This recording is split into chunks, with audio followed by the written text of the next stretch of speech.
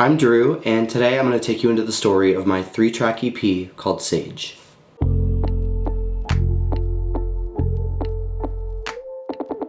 I've spent my whole life trying to approach creativity from just about every angle possible. I remember selling my parents tickets to see me perform on the coffee table in the living room. Thank God they put me in actual theater. Then I moved up to sort of directing and lighting design. Then YouTube. Then photography, then video, then music, a lot of it.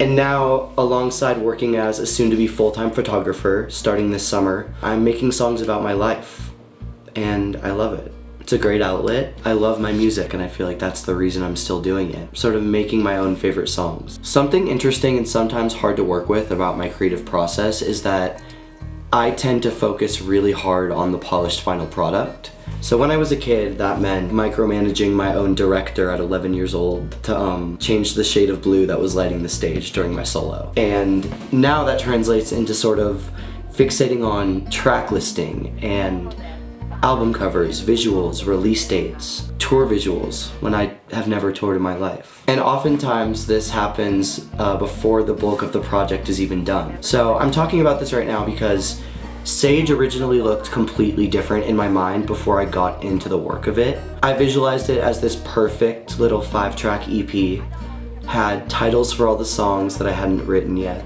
And so I challenged myself to sort of lose sight of that and just go along for the ride, and I'm glad I did, because it ended me at a 3-track, 12-minute mellow pop EP that perfectly represents where I'm at in life right now. When I hear this thing, it just feels like now, which was my goal going into the project. Track 1 is called Growing Pains.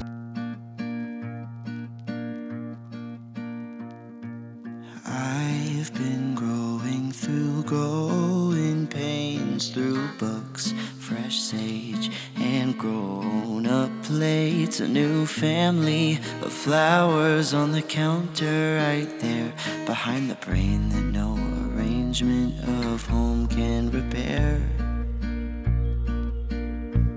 When sage green became my favorite color, I was going through a chapter of my life where I was becoming fascinated with cooking new recipes, caring for plants, learning how to properly clean an apartment, sort of finding a new style, upgrading from cheap college beer to wine, and developing a passion for dinner parties, having people over. And nothing beat that feeling of, I have my shit together. As time has gone on, I've realized that no amount of flowers or candles can solve your 20s. And what I mean by that is we all have these existential questions going into adulthood, like how do you know when the best of you still yet to show? Oh, that's fine, dear. We all go through that, huh? And where do you hide when the line that you drew lets you go? Remember how important it seemed at the time? Then after a while. And when do your eyes realize that the man in the mirror still has his light, shines and glows? Who would they be if my flowers got watered like me? And it really was important. my flowers would die if I watered them with the same pressure that I put on myself. That's Growing Pains. Track 2 is called Love of Yesterday, and I know I said this EP really feels like now in my life, but track 2 off of this project sort of goes back into the past in order to give an explanation to where I'm at now. Love of Yesterday deals with separating the past from the present in order to let yourself experience what you deserve, and to be able to have an experience that maybe didn't go... Ooh.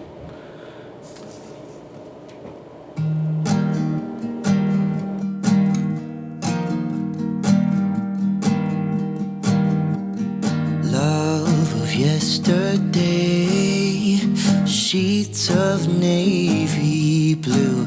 I still hear him when you say, sorry, I'm not in the mood.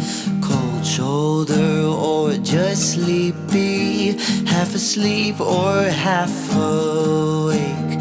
Can the backside really wanna keep me? You're turned away from my embrace. And basically to not let what happened in the past make you apprehensive when it comes to someone completely different.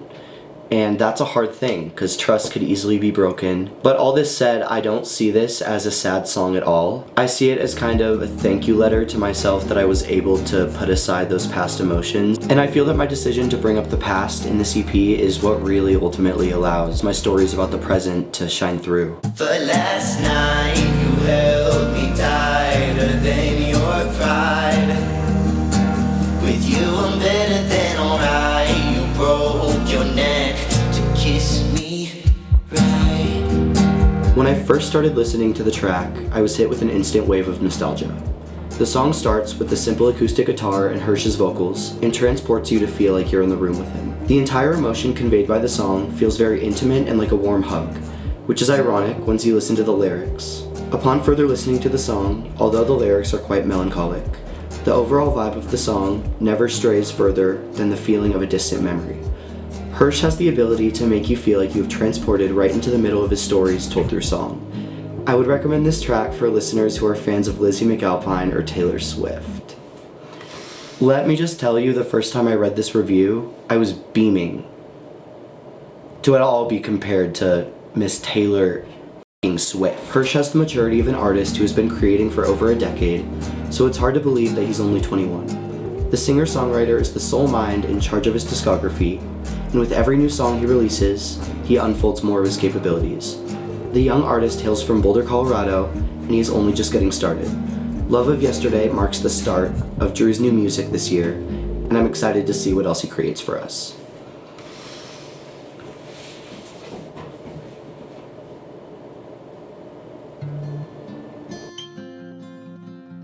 So the reason track 2 is crucial to this EP is because it lets track 3 work exactly how it's supposed to. Context Clues is a 6-minute ballad that I wrote about my current relationship that completely contrasts Love of Yesterday in terms of where I'm at mentally.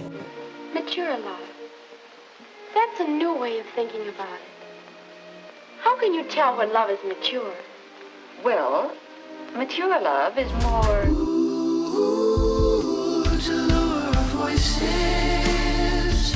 No signing I love you on no piece of paper too.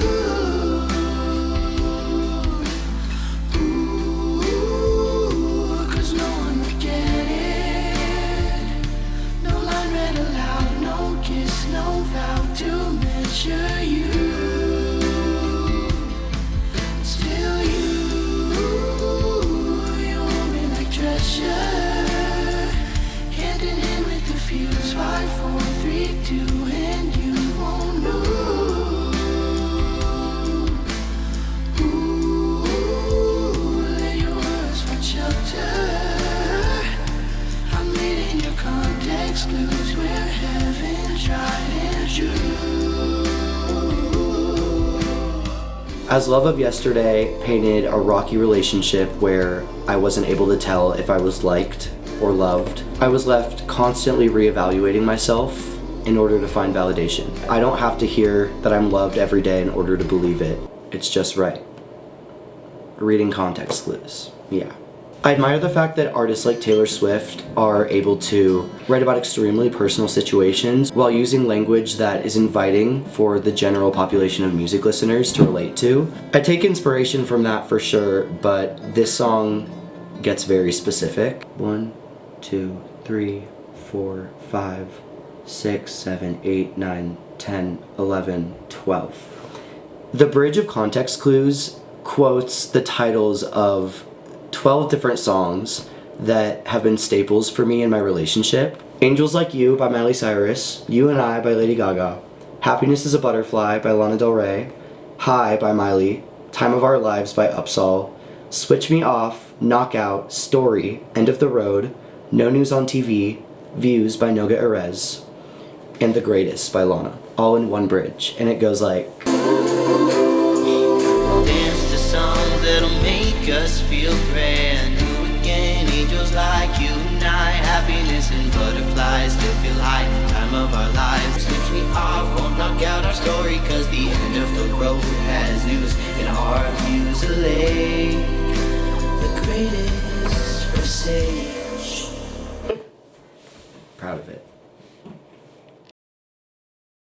Each of these songs are very special to me, and I can't describe how good it feels to just have them as a unit, as that polished final product. I'm ecstatic that I could put them out into the world.